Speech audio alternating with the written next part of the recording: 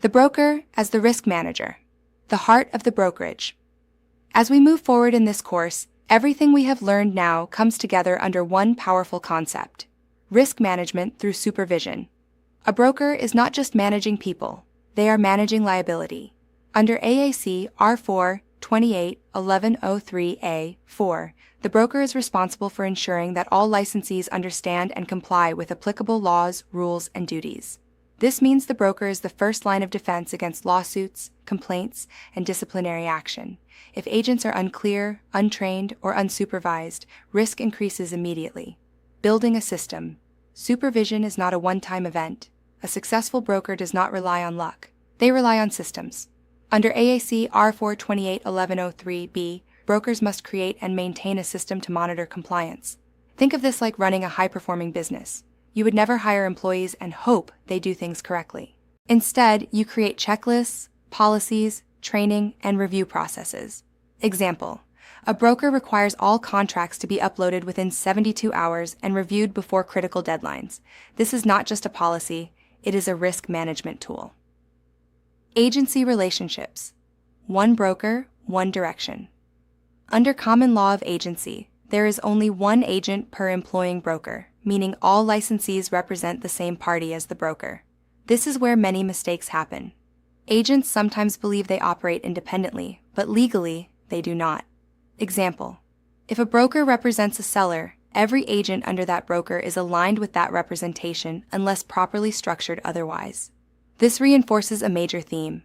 Agency confusion creates liability. Customers versus clients, the foundation of duties. A broker must clearly teach agents the difference between working with a customer and working for a client. A customer receives limited duties.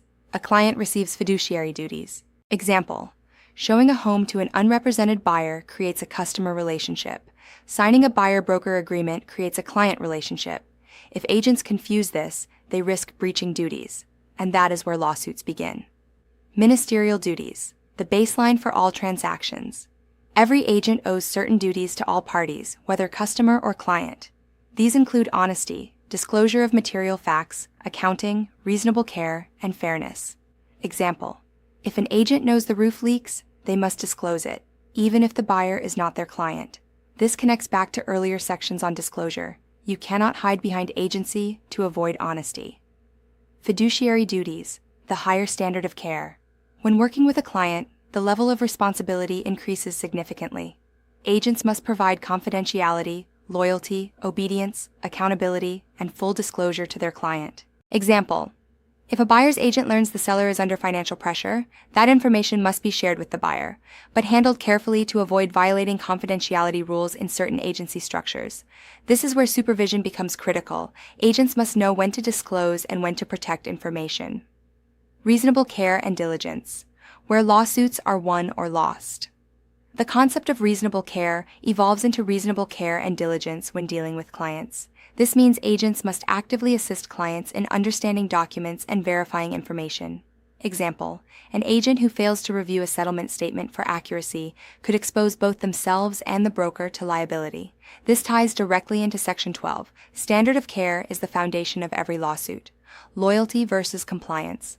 When instructions cross the line, agents must follow lawful instructions from clients, but not unlawful ones. Example: a seller instructs an agent not to sell to a certain protected class.